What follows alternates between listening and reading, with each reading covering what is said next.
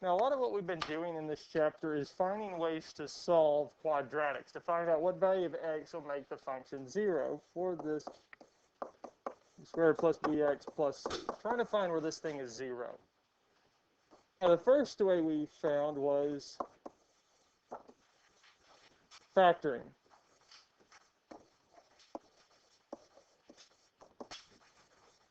Then we had graphing, and then we had the square root method. So these three here are the three main ways we have found to solve these quadratic equations.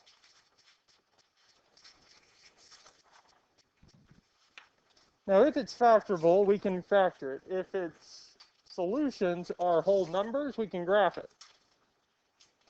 But as we found the other day, the solutions aren't always going to be whole numbers. That we can have decimals and irrational numbers. We can also have imaginary and complex answers. So these three here do not always work. They work some of the time, but they do not always work. Okay. And what we're going to eventually get to today is a method that does always work. Now, the first thing we have is the square root of a negative number property, like these two here. And we evaluated those the other day. But it's pretty much saying if r is a positive real number, then the square root of negative r is I square root of r. By following the first process, we can square it and get r squared. And what I want to look at first here is solving some equations, solving some of these quadratics where we have imaginary or complex solutions. Because we talked about complex numbers on Thursday and Friday, these I terms, the term with I. And we're going to solve a problem that has complex solutions, because this one here does not have real solutions. So when I look at this here, x squared plus 4.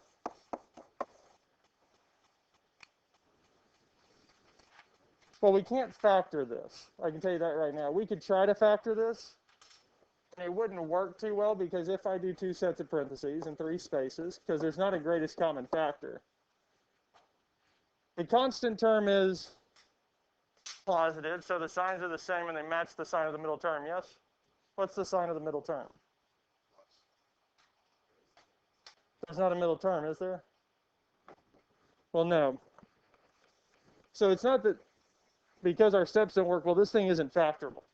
This thing does not factor in the common sense, because it's actually complex. But because I don't have a middle term, that means I can use the square root method. The square root method was getting the term that's squared, or the set of parentheses that's squared by itself. So what I need to do to get this by itself, I would need to subtract 4 from both sides. And when I do that, 4 and negative 4 cancel, leaving me with x squared is equal to negative 4. Well, what was the next step in the square root method? It was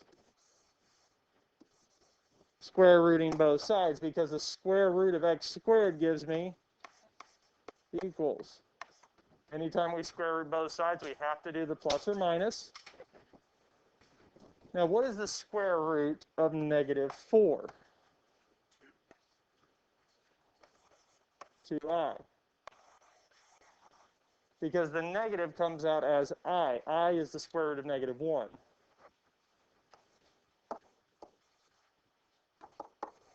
Anytime we have a negative inside the radical, it's going to come out as I. Because when we take a square root, what we're really saying, what number times itself gives me that number inside. And there's no way to do it with negative 4. Because 2 times 2 would give me positive 4. Negative 2 times negative 2, again, would give me positive 4. So this is it here. Questions on this here? We good with this here so far?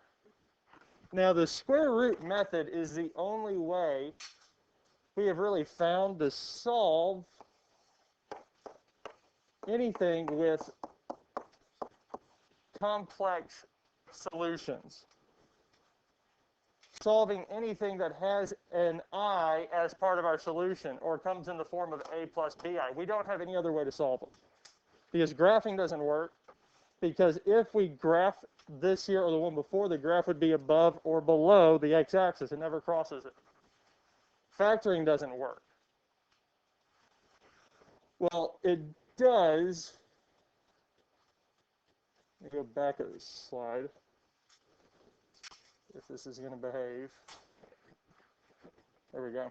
Because if we factored this, this would end up being,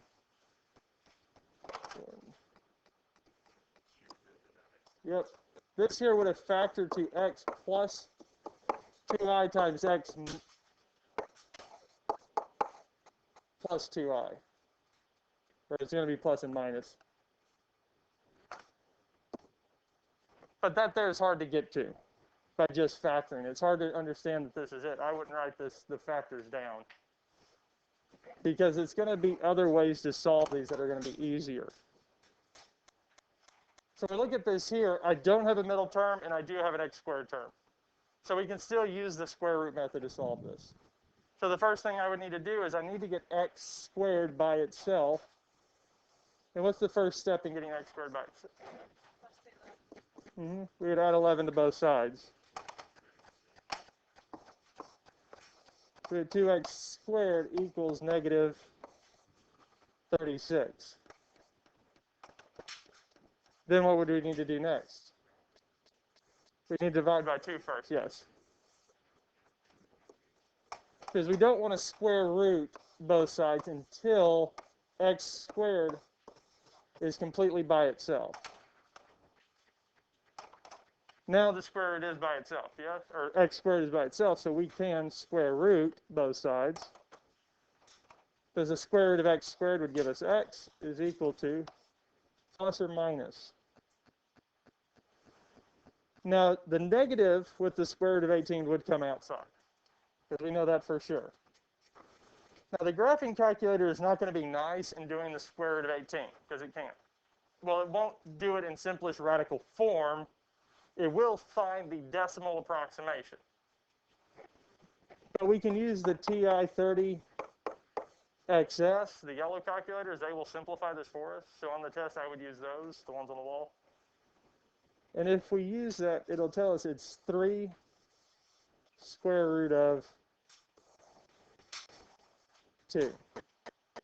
Because the yellow calculators will simplify it to simplest radical form. And the way that it really gets there is, well, 18 is what? 2 times 9. Well, what's the square root of 9? 3. So we can simplify that one, and we're left with 2. Now, there are a lot of other factors for 18, 1 and 18, 2 and 9, 3 and 6. And I wouldn't use 3 and 6 or 1 and 18 because they do not have a perfect square. 9 is a perfect square, so we can simplify that. Any other questions on this here? We good with this here?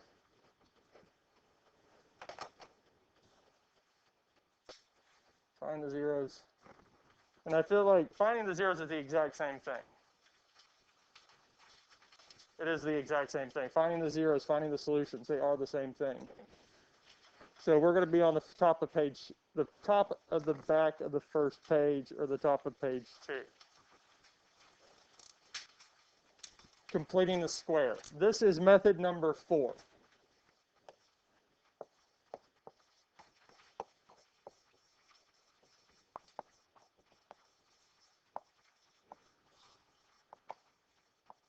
Square.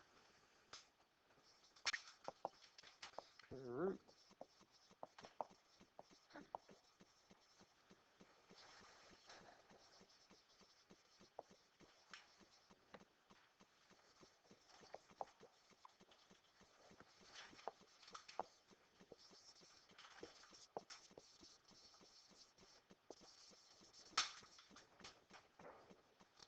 So, as I said, there are 2 methods that always work.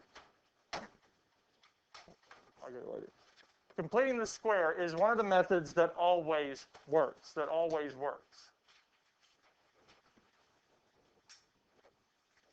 Now, for the most part, our square root method We're pretty comfortable with that, yes? We get the parentheses by itself, square root both sides, and I get my answer, yes? It'd be kind of nice if that always worked, wouldn't it? Because it's not too bad. Completing the square, what we're doing with completing the square is essentially making the square root method work every single time. We're finding a way to do that. Because really what we're wanting to do with the square root method, or kind of what would be nice, is if I could take this thing here, this x squared minus 16x plus 64, and if I could rewrite it as a set of parentheses squared, that would be nice, yes? Because if I can rewrite it as a set of parentheses squared, then I could square root both sides and we get our answer. Now, with this problem here, I'm always kind of going back and forth with this one here, because there are certain ones that they set up in this certain way to do this. Because this here is already set up in the way that we need it to do the completing the square. This one's already set up in the way that we need it to be to do completing the square.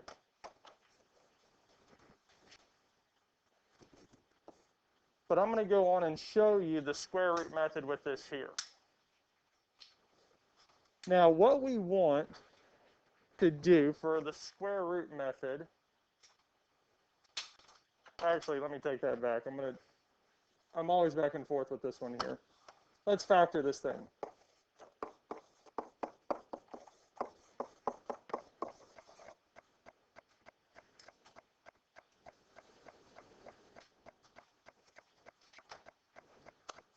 I'm going to factor this. This here does factor. Now, on the homework assignment that is going to go along with this, you can use the steps for completing the square, and we'll go into that more detail here in a minute.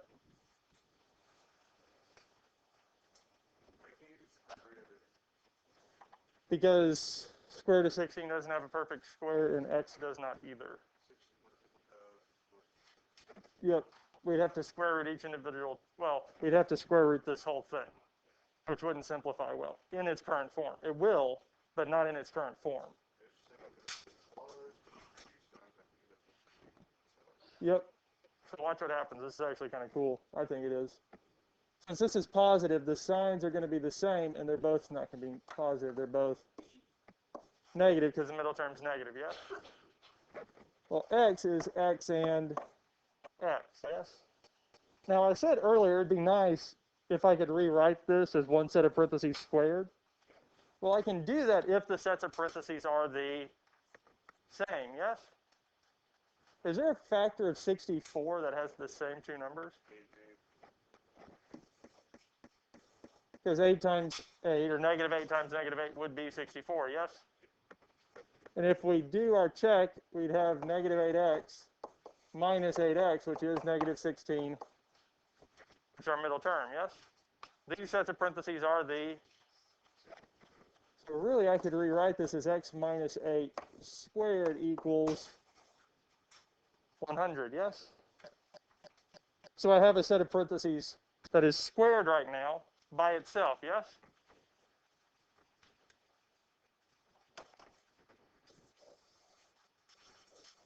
So I can square root both sides.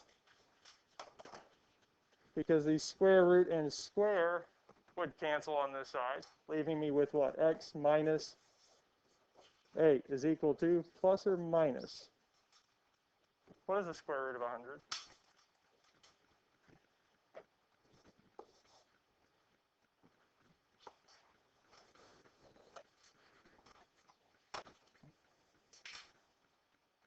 Is x by itself?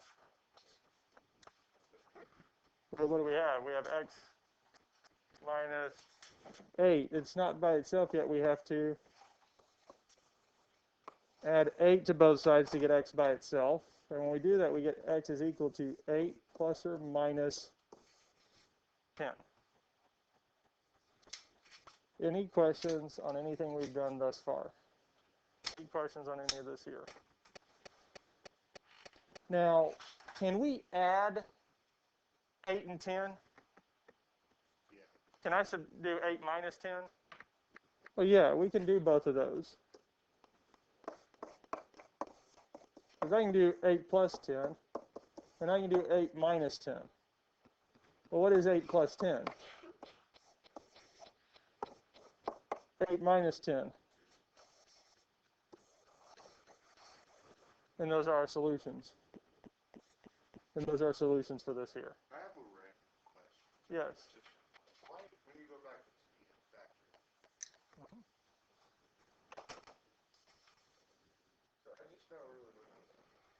I remember you taught us that you could go with X and you go all the way to the 8 on the other side. Why did you pick and choose which way you want to go back? It's always going to be the constant term. Normally, when we went over factoring the first time, I said get it equal to 0. Yeah. Here, we left it alone because I knew this would be a perfect square when we ended up the set of terms squared, so we left it alone.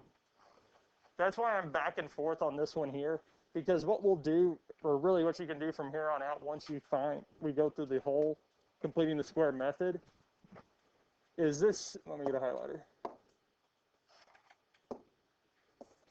This term here, for the most part, we're going to move to the other side.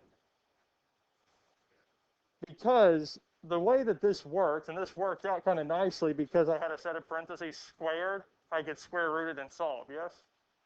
It'd be nice if it worked out this way every single time, yes?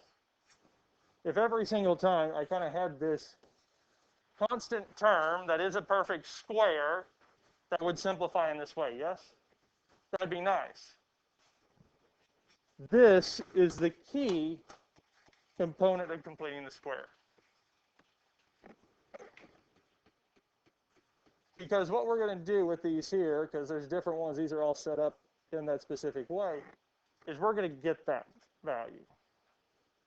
We're going to get that term. Because for any given polynomial, the value of c that will work out, that will give us the set of parentheses squared, is b over 2 squared. If I want to make this a perfect square trinomial that will reduce down to a set of parentheses squared, I can find the value of c that will make this happen every single time with this formula here. So let's look at this and see how this works. So x squared plus 14x plus c. We're wanting to know that value of c so that when I plug it in, I can rewrite this as a set of parentheses squared. Yeah, thank you. So looking at this here, for this value of c, it is b over 2 squared. Well, what's the value of b for this here? 14, because the x is part of the equation.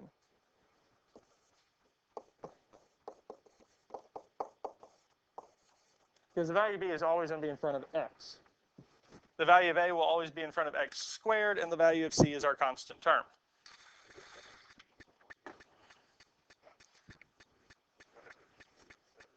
So, you're good?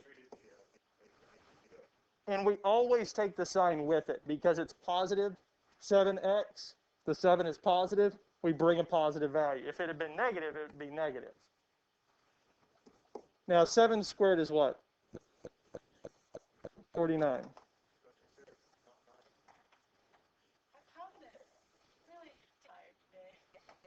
So, this perfect square trinomial, what we want is x squared plus 14x plus 49. Any questions on this here so far? Any questions on what we've done? Because understanding this part here is kind of crucial to completing the square.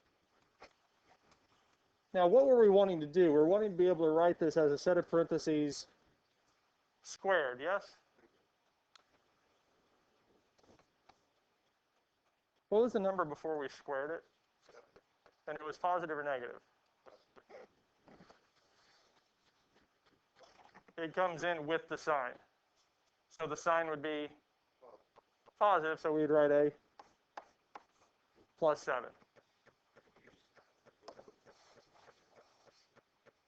So we have this here. So doing this here gave us this, so it worked, yes? That's why this is so, I would say, brilliant, because no matter what we have, this here, well, as we just saw, I could take these two terms here, x squared and negative 22x, yes? And I can make a term, I can find a term that would turn it into a perfect square trinomial, that we could rewrite it as a set of parentheses squared every single time because of this. So no matter what is left over here, just having these two parts, it will always work. That's what makes this nice, because this is one of the ways that will always work, no matter what the numbers are.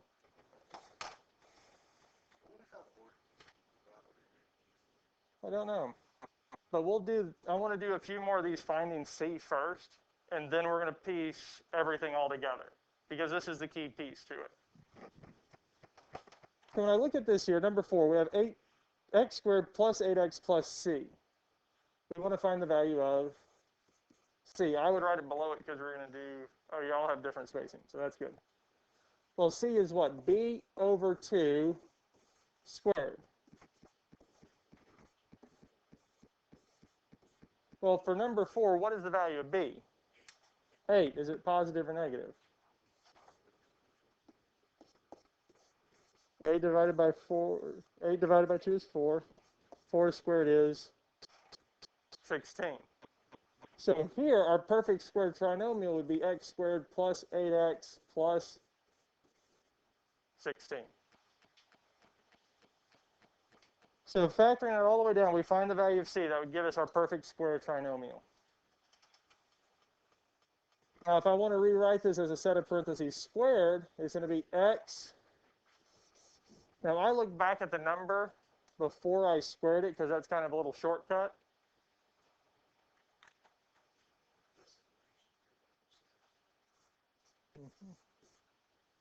And it's going to work out to be positive 4.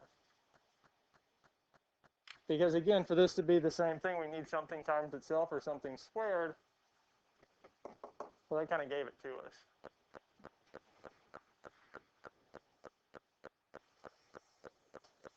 And these are our two answers here. Questions on any of this here so far?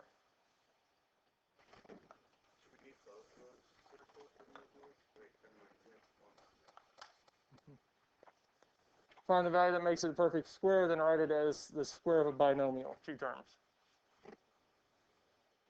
Let's look at number 5. C is equal to b over 2 squared. What's the value of b? It'd be negative 2.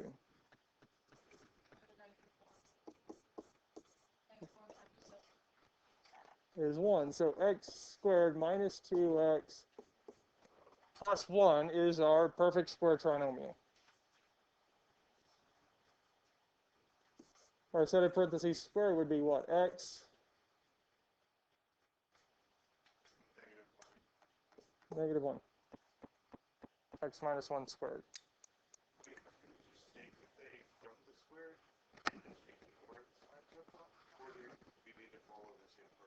I would follow the same protocol because this number here is going to be crucial in solving it. And we need this sign because it determines what those signs inside. And it'll make more sense why we need everything when we actually start solving these.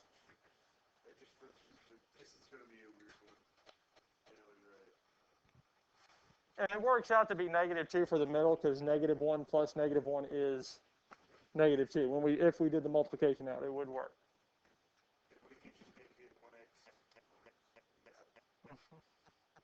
Any other questions on this one here? Let's look at the next one. So looking at this one here, what is the value of b for number 6? Negative 9.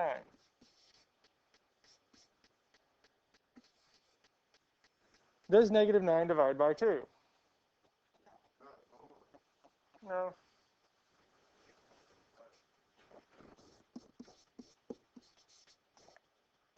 So we could write it as negative 4.5, or we could leave it as negative 9/2. Either one works. Either one of these works.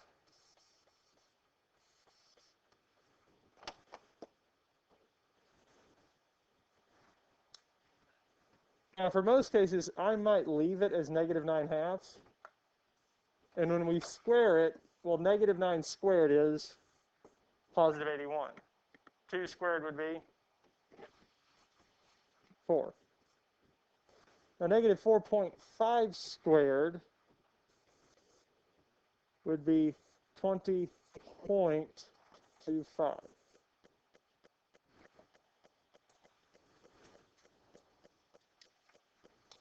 I will take either form. I'll take either version. I think the Big Ideas Math will too.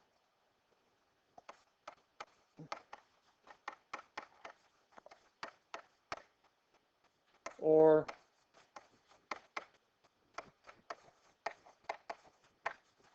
either one of these is the correct answer. It's the same thing. It's just that fraction written as a decimal.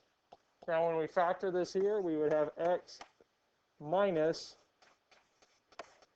9/2 squared, or x minus 4.5 squared, because again, we're just taking whatever was inside the parentheses before we squared it to get the other term in that set of parentheses squared. Any questions on this here? Any questions on any of this here so far? We good with this here so far? Okay.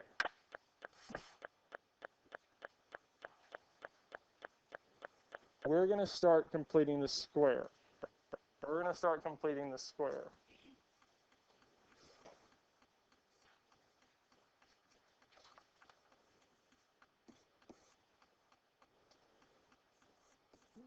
Is A equal to 1?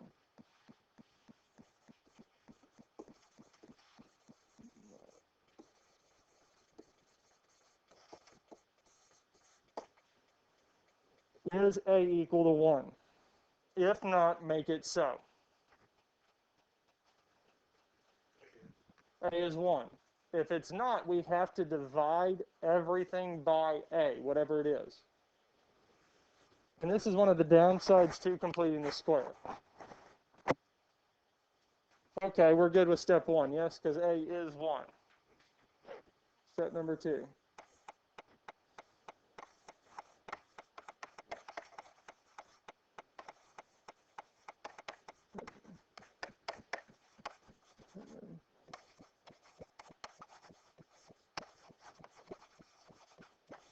Other side. Get the constant term on the other side. Others.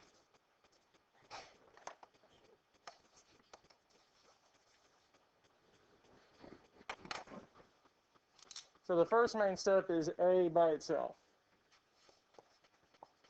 Or is A equal to 1? If not, make it so. 2. Get the constant term on the other side. Yes.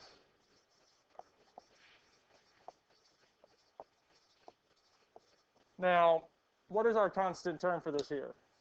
7.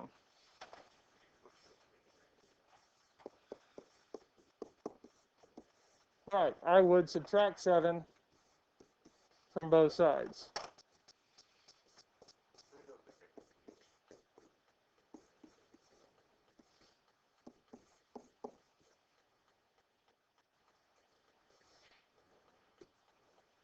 Once you get it on the other side, okay, I'm going to erase this here. That brings us to step number 3. Leave 2 spaces and find C. E over 2 squared.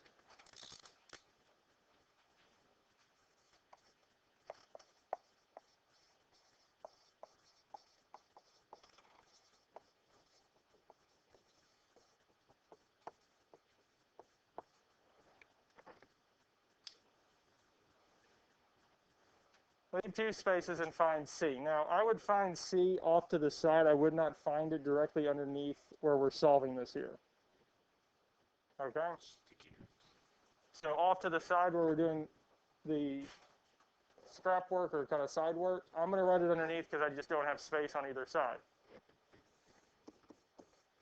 Now, C is equal to B over 2 squared.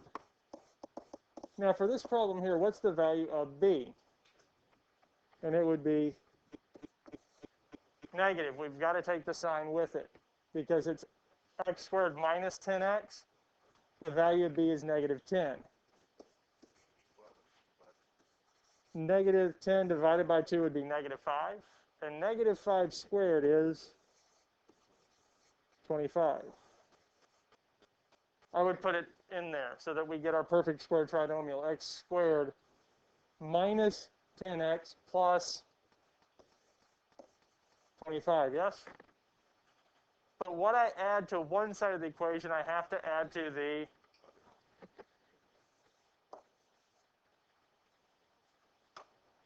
this is why we needed it all the way down. We needed it all the way to the end because I needed to know what that C value is. Because since I add it to one side, I have to add it to the other.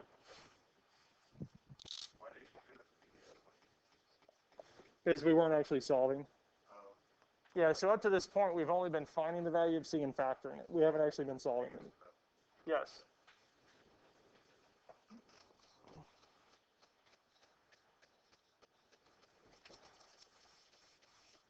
So our next step is going to be to find the set of parentheses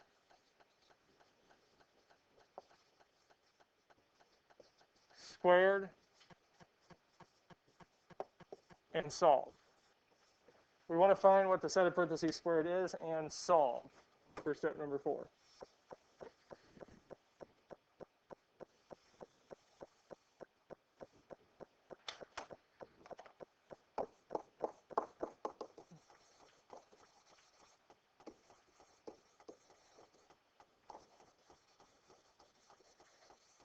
Parentheses squared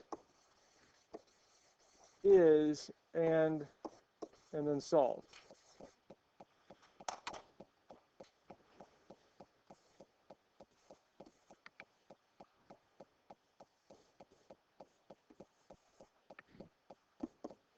First, here's going to be x minus 5 because the number that was inside the parentheses before we squared it and finding the value of C was negative 5.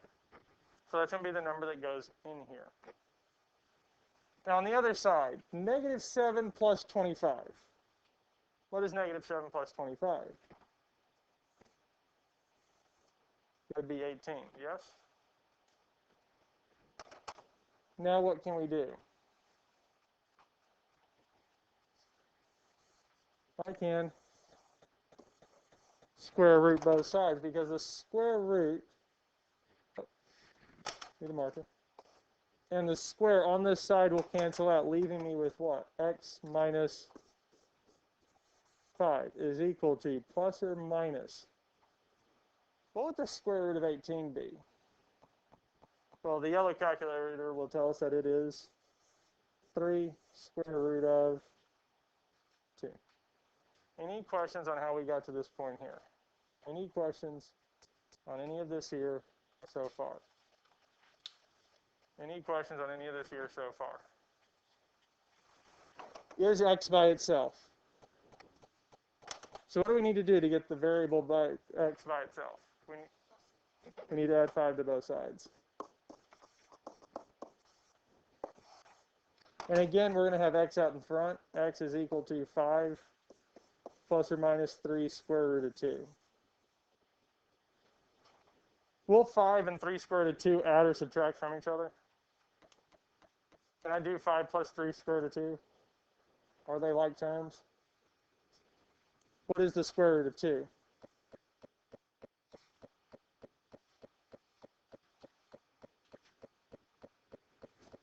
What is the square root of 2? Is it just 2? Do we know what the square root of 2 is? Because if we added them together, 5 plus 3 square root of 2, what do you think we'd get? 8 square root of 2? Plug in the calculator 8 square root of 2, see what you get. which is 9.242. Now type in 5 plus 3 square root of 2 and see what you get. Oh, that's what 5, so that is,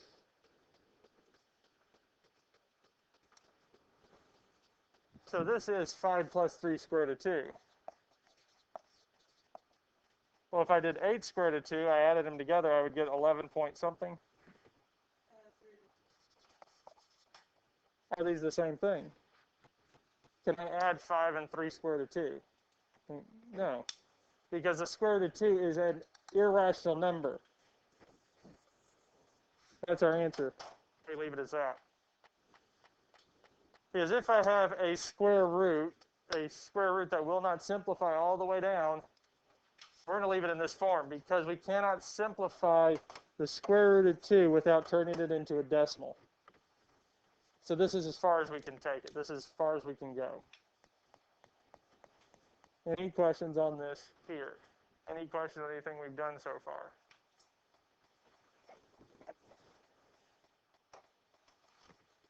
We're going to look at one more example today. We're going to look at this here.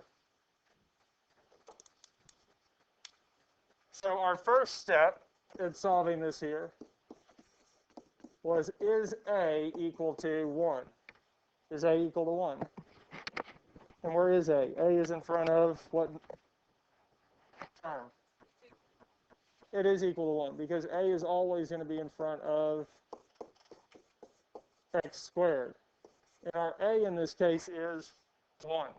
Okay, that works. We got the first step done. Our second step was to get the constant term to the other side. So what's our constant term here? 5. So if I want to get it to the other side, I would. I subtract 5 from both sides. And when we subtract 5 from both sides, we get negative 5, and we need to leave a space. We need to leave a space on both sides because, again, we're going to add a number back into both sides. We're going to add a number back into both sides. So that took care of steps 1 and 2. So what's step 3? Leave 2 spaces and find the value of, well, C is equal to what? B over 2 squared. Because if I can find the value of C, I can rewrite the left side as a set of parentheses squared. Sorry. Huh? We'll see. So the value of B is negative 18. Well, negative 18 divided by 2 is? And negative 9 squared is? So I'm going to add 81 to both sides. I'm going to add 81 to both sides. Now, for us,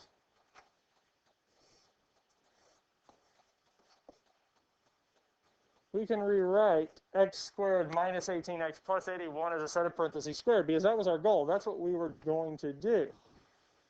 Now, the number inside the parentheses before we squared it is what's going to go inside our set of parentheses, and our number is what? So we'd have x minus 9 squared is equal to, well, negative 5 plus 81 would be 76. Now, what would we need to do next? We need to square root both sides. And when we square root both sides, the square root and square would cancel, leaving us with x minus 9 equals.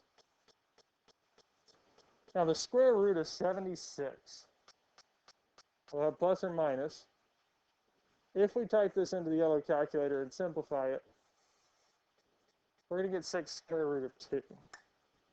We're going to get 6 square root of 2. Because 36 times 2, not 36, this isn't right.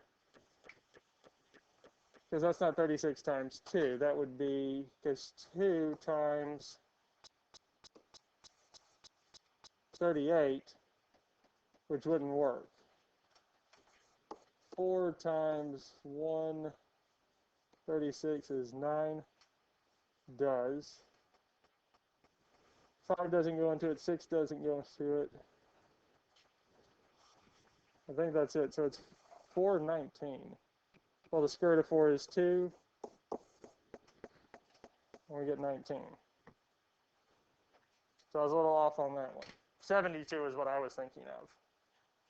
But again, the yellow graphing or the yellow calculator will find that for you, so you're not having to actually calculate that out. But what's our last step? We need to add 9 to both sides, which gives us x is equal to 9 plus or minus 2 square root of 19, and that's it. Any questions on any of this here so far? Any questions on anything we've done? Yes. You're going to have to divide everything by a.